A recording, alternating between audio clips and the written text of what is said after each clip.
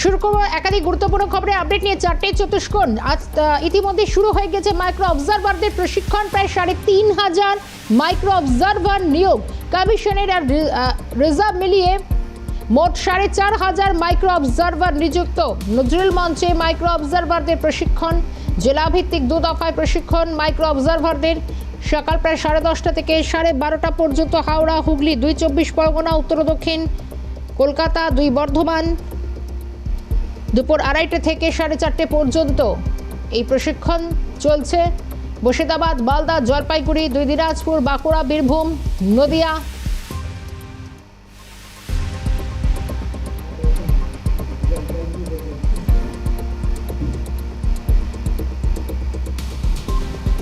থেকে metro rail, দক্ষিণ পূর্ব rail, LIC, কোল India, DVC, শুল্ক দপ্তর থেকে অফিসার নিয়োগ করা হচ্ছে মাইক্রো অবজারভারদের দায়িত্বে। মূলত কেন্দ্রীয় সরকারি কর্মীরা ভোটার তালিকা ত্রুটিমুক্ত করতে নজরদারি চালাবেন। বিএলওদের ডিজিটাইজ করা এনুমারেশন ফর্মের নথি যাচাই করবেন তারা। হিয়ারিংয়েও হাজির থাকতে হবে মাইক্রো অবজারভারদের। ত্রুটি ধরা পড়লে ইআরও বা আইআরওকে জানাতে হবে মাইক্রো অবজারভারদের।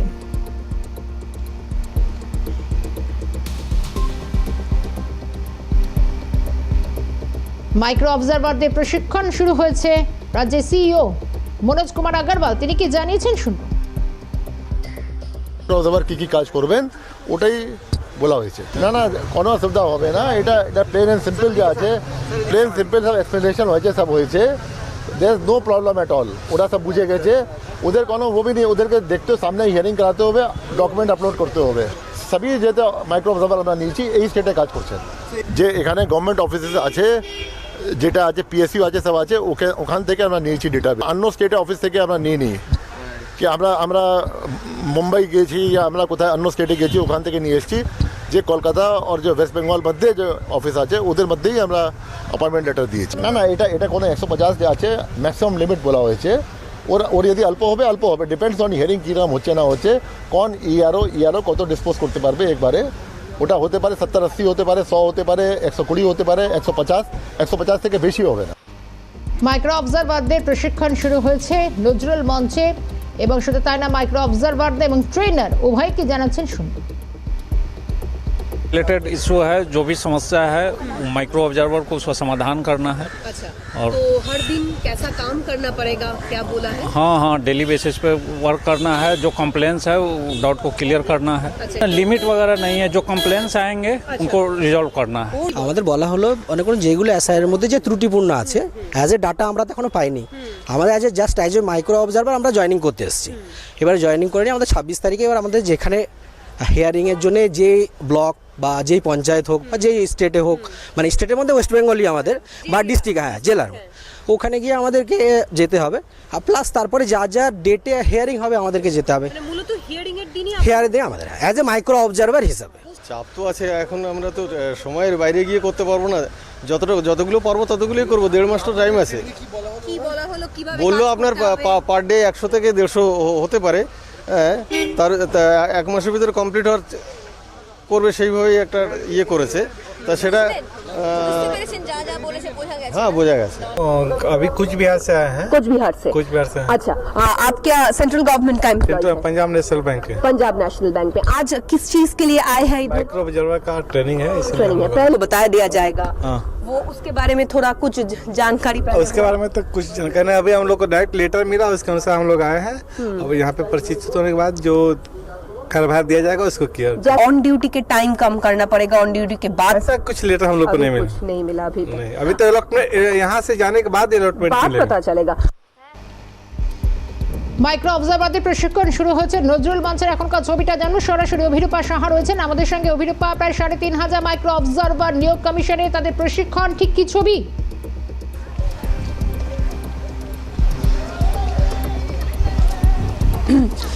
দেখো, দ্বিতীয় পর্বের প্রশিক্ষণ পর্ব শুরু হয়েছে। আমরা নজরুল মঞ্চে রয়েছি, সকাল থেকেই সেই ছবি তুলে ধরছি।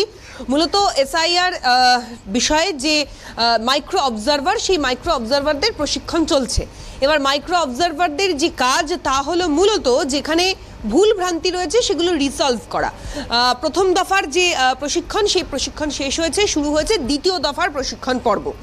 মূলত প্রথম দফায় বেশ কিছু জেলার কেন্দ্রীয় সরকারি কর্মচারী যারা, তাদেরকে উপস্থিত থাকতে বলা হয়েছিল, তারা ছিলেন, এবং দ্বিতীয় দফাতেও তেমনটাই হচ্ছে। সিইও তিনিও রয়েছেন এবং তার সঙ্গে সঙ্গে স্পেশাল অবজারভার সুব্রত গুপ্ত তিনিও রয়েছেন আজকের এই বৈঠকে বা প্রশিক্ষণে। মূলত এই মাইক্রো অবজারভাররা কাজ করবেন কিভাবে, মানে যারা এই ভোটার তালিকা সংশোধনের ক্ষেত্রে নাম নথিভুক্ত করেছেন, যাদের নামে সমস্যা রয়েছে বা যারা নতুন নামের তালিকায় অন্তর্ভুক্ত করতে চান বা নাম সংশোধন করতে চান, ফর্ম 6, ফর্ম 7, ফর্ম 8, এই ফর্মগুলোতে যারা নথি বা তথ্য দিয়েছেন সেখানে কোনো ভুলভ্রান্তি রয়েছে কিনা সেগুলি তারা যাচাই করবেন। এবং খুব উল্লেখযোগ্য বিষয়, হিয়ারিংয়ে তাদের উপস্থিত থাকতে হবে।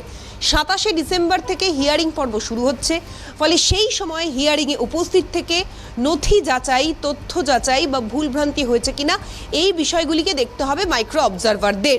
এবং ন্যূনতম সেটা 70 হোক, 80 হোক বা 150 হোক, এই প্রত্যেক দিন যাদের যাদের হিয়ারিং হবে তাদের কোথায় কি সমস্যা রয়েছে সেগুলো রিজলভ করার দায়িত্ব দেওয়া হয়েছে মাইক্রো অবজারভারদের। এবং এই গোটা প্রক্রিয়াটা শেষ করতে হবে 1 থেকে 1.5 মাসের মধ্যে, এমনটাই বলা হয়েছে আজকের এই প্রশিক্ষণে। প্রথম দফার প্রশিক্ষণ শেষ হয়েছে, দ্বিতীয় দফার প্রশিক্ষণ পর্ব চলছে। উপস্থিত রয়েছেন সিইও, অ্যাডিশনাল সিইও থেকে শুরু করে স্পেশাল অবজারভার, এরা প্রত্যেকে। এবং মাইক্রো অবজারভার যাদেরকে নিয়োগ করা হয়েছে তাদের প্রত্যেকেই কেন্দ্রীয় সরকারি কর্মচারী। কেউ ব্যাংকিং সেক্টরে রয়েছেন, কেউ কোল ইন্ডিয়া, ডিফেন্স, এই ইনকাম ট্যাক্স, বিভিন্ন ডিপার্টমেন্ট থেকে প্রায় 3,500 এই মাইক্রো অবজারভার নিয়োগ করা হয়েছে এবং রিজার্ভে রাখা হয়েছে আরও 1,000 জন। ফলে সব মিলিয়ে গতকাল মুখ্যমন্ত্রী তিনি যেটা অভিযোগ করছিলেন যে অধিকাংশ মাইক্রো অবজারভার যারা বাইরের রাজ্যের বাসিন্দা তাদেরকে এসআইআর এর কাজে নিযুক্তকরণ করছে কমিশন। কিন্তু আজকে সিইওর তরফ থেকে যেটা বলা হয়, এরা বাইরের রাজ্যের বাসিন্দা হলেও এরা প্রত্যেকে এ রাজ্যের কর্মচারী, এ রাজ্যেই তারা কেন্দ্রীয় সরকারের বিভিন্ন দপ্তরে কাজ করছেন। ফলে এক্ষেত্রে কোনো অসুবিধে হওয়ার কথা নয় এবং যে এসওপি রয়েছে, যে রুলস অ্যান্ড রেগুলেশন রয়েছে, সেই মতো করেই কাজ করা হচ্ছে। ফলে প্রথম দফার এই প্রশিক্ষণ পর্ব শেষে দ্বিতীয় দফার প্রশিক্ষণ পর্ব চলছে এবং সময় গড়ালে বিষয়টা আরও সুনিশ্চিত এবং স্পষ্ট হবে। শর্মিষ্ঠা, ধন্যবাদ অভিরূপা।